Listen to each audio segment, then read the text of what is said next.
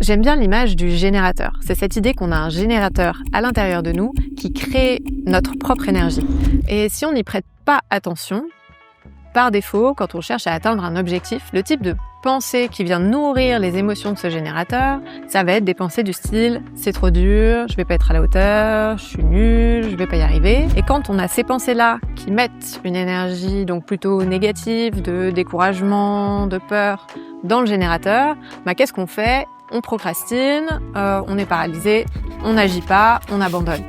Et ce qui est hyper intéressant à comprendre, c'est que toutes ces pensées-là, elles sont absolument normales. C'est notre cerveau primitif qui essaye de nous protéger de dépenser trop d'énergie et donc de nous empêcher d'y aller.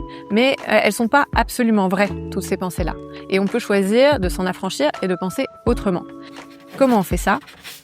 On peut aller se reconnecter à toutes ces fois où on a fait des choses bien, toutes ces fois où on s'est senti en confiance, pour aller prendre les pensées issues de ces situations et nourrir notre générateur avec une autre énergie. Et c'est ce que j'apprends à mes clients à faire, c'est de vraiment réenclencher le générateur dans le sens qui va produire pour eux de la confiance, de l'énergie, de la motivation, afin d'aller dans le sens où ils ont envie d'aller sans plus procrastiner.